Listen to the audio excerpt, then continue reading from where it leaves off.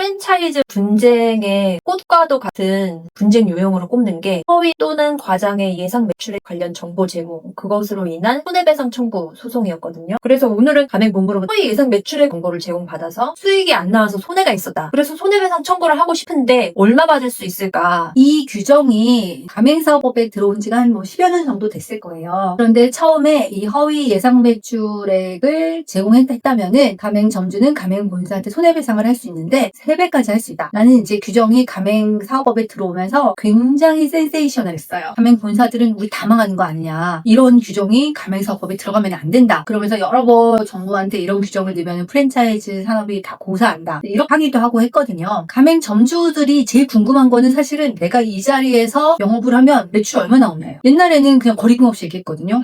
사장님 여기서 하면은 뭐 7천은 나오죠 막 이랬는데 이제 그 얘기를 못하게 된 거예요. 그러면은 가맹점주들이 저 여기서 하면은 얼마 나와요? 그럼 본사 직원은 이것은 가맹사업법상 말할 수 없는 얘기입니다. 그러면은 누가 가맹 계약을 하겠어요? 가맹본사 입장에서 그럼 우리 어떻게 영업을 하냐? 어떻게 가맹점 늘리냐? 고시에 보면은 1개 이상이 되는 경우에는 이러이러한 방법으로 예상 매출액을 줘라. 구체적인 방법까지 제시를 했거든요. 가맹점 100개 이상이 아닌 가맹 본사들은 예상 매출액을 줄 의무가 없음에도 불구하고 가맹 점주들이 원하기 때문에 어느 정도 기준은 제시를 한단 말이에요. 뭐 예를 들면 우리가 제일 잘 나오는 매장은 어느 정도 나오고 제일 못 나오는 매장은 어느 정도 나온다. 그러니까 네가 알아서 그 사이에서 판단을 해라. 문제는 뭐냐면은 여러 가지 광고들 네이버에 치면은 뭐 월 평균 매출 얼마 이런 식으로 나오는 경우가 있어요. 네. 가맹 점주 입장에서는 여기는 그냥 이 정도는 나오나 보다 생각을 한단 말이에요. 근데 알고 보면은 제일 잘 나오는 매장 기준이야. 예를 들면 팥빙수 가맹점인데 여름 매출을 기준으로 해서 월 평균 매출 얼마 이런 식으로 했어요. 아, 겨울엔 뚝 떨어지겠네요. 그래서 이런 경우에는 예상 매출액을 허위로 이제 제시했다. 웹페이지나 아니면 광고 등으로 한 경우에도 이제 허위 예상 매출액으로 나올 수가 있는 거죠. 사실 한 10년 전쯤에 3배까지 뭐 손해배상 청구할 수 있다? 징벌적 손해배상 이 규정을 봤을 때 저는 솔직히 대박이라고 생각했거든요. 와, 이렇게 많이 청구할 수 있어? 처음에는 진짜 내가 실제로 생각하는 손해가 뭐 1억이다 하면은 3억을 아주 대범하게 청구하는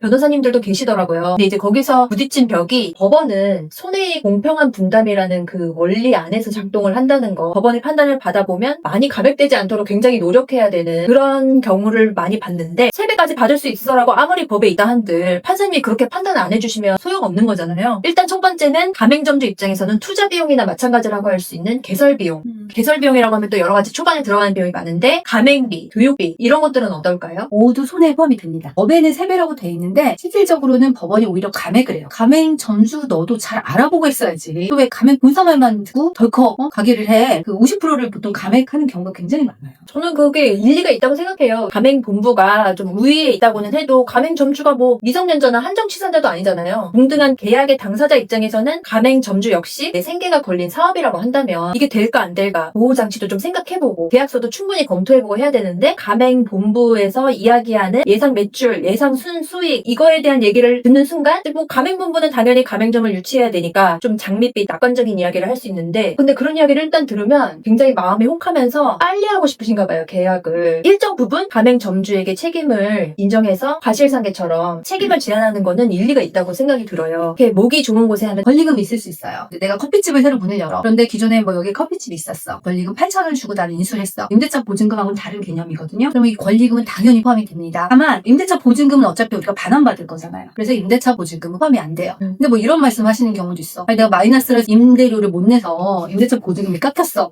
나는 반환을 못 받아. 그러니까 임대차 보증금도 포함시켜줘야 돼. 그런데 그거는 자기가 안 내서 깎인 거기 때문에 임대차 보증금은 포함이 안 돼요. 근데 이제 여기서 중요한 거는 권리금인데 예를 들면 내가 7천만 원 권리금을 주고 들어왔어요. 나는 장사가 안 돼서 문을 닫았어. 근데 이 권리금은 목이 좋아서 기존에 장사가 잘 되든 안 되든 우리 목에 대한 권리금이야. 난 장사가 안 됐지만 이 자리가 워낙 좋으니까 5천만 원 주고 권리금을 받고 팔았어. 그러면은 7천만 원이 손해가 아니라 7천에서 5천만 원을 뺀 2천만 원이 손해예요. 부동산 중개비 이런 거 들었을 수 있는데 개설비에 들어가요? 부동산 중개비는 손해에 포함된다는 판례가 있습니다. 가맹본부가 거짓말로 아주 부풀려진 정보를 주다라고 할 때에는 지금 내 가게는 수익이 아주 안 좋았다는 거거든요. 대법원 판례가 있었잖아요. 털빙 판례라고 하는데요. 이게 고등법원에서 손해액을 판시하는 굉장히 자세한 판결이 나왔어요. 아까 말씀드린 것처럼 공인중개사 비용은 포함이 되냐, 재료비도 포함이 되냐. 이 고등법원에서 영업손실은 포함이 안 된다라고 판시를 했어요. 근데 이제 영업손실이 뭐냐면은 내가 이 매장에서 마이너스가 난 거예요. 3,500 이상 매출이 나와야 돼. 근데 내가 3천만 원밖에 매출이 안 나서 맨날 내 돈을 500씩 메꿨어. 그러면은 이 500만 원이 영업손실이거든요. 그래서 점주님이 영업손실도 보상을 해줘 라고 청구를 했는데 고등법원이 법원에서 영업손실은 안 돼라고 판시했어요. 이거 굉장히 유명한 옛날 판례를 계속 답습한 거예요. 네. 여기에 대해서 대법원이 항고를 했는데 왜 영업손실이 안 돼? 영업손실도 얘가 거짓말해서 내가 입은 손해인데 하면서 영업손실이 포함된다는 취지로 해서 다시 이걸 파기환송했어요. 그래서 똑같은 고등법원에서 두 개의 판례 번호가 나오면서 첫 번째 건은 영업손실이 안 된다고 나왔는데 1년 후에 판례 번호를 보면은 영업손실이 된다고 나왔어요. 결과적으로 이 영업손실이 된다는 대법원 판례가 나옴으로써 가맹 본사의 위험이 커진 거죠. 그러니까 옛날에는 풀려서 얘기를 해도 창업비용 정도가 나고 한 50% 정도 감액을 하기 때문에 가맹 본사가 상담을 온다면은 우리가 지급해야 되는 부분은 어느 정도입니다 라고 얘기를 했어요. 그럼 가맹 본사에서 뭐라고 물어보면 변호사님 혹시 영업손실도 우리가 보상해야 돼요? 네, 제가 자신있게 영업손실은 보상 안 해도 됩니다. 걱정하지 마세요 라고 얘기했는데 대법원 판례가 바뀌면서 이제는 영업손실이 배상을 해야 된다라고 나오고 이 영업손실이 어려운 게 예를 들면 이분이 5년간 영업을 했어. 근데 5년 동안 계속 영업손실이 났어. 그러면 이 금액이 되게 커지잖아요. 그러니까 본사 입장에서 위험 부담이 커진단 말이에요. 이제 저는 가맹점주 입장에서 생각해보면 진짜 영업손실이 가맹본부가 처음에 부풀림 월 1000 순수익 나와 라고 했는데 순수익이 뭐 200. 그러면 그 차이를 갖다가 800만 원 정도 못 받았어요. 뭐 그게 손해야 이렇게 말할 수 없는 거잖아요. 진정한 마이너스만이 영업손실인 거잖아요. 쥐꼬리만하게라도 플러스면은 그건 영업손실이 아닌. 또 어떤 문제가 있냐면은 내가 임금으로 가져간 거. 내가 임금으로 가져갔는데 뭐 마이너스 나다. 뭐 이러면은 마이너스냐. 뭐 가맹 본사가 하는 게 이분은 뭐 영업이 안 되는데 개인 카드 비용을 얼마를 썼다. 뭐 이런 얘기는 이제 나오시고 여러 가지 문제점이 있지만 회계상 마이너스 난 부분만큼은 일단 청구가 가능한 걸로 저희는 하고 있습니다. 우리나라는 이런 민사에 있어서 위자료 청구는 거의 인정하지 않는 편이에요. 내가 고통을 받고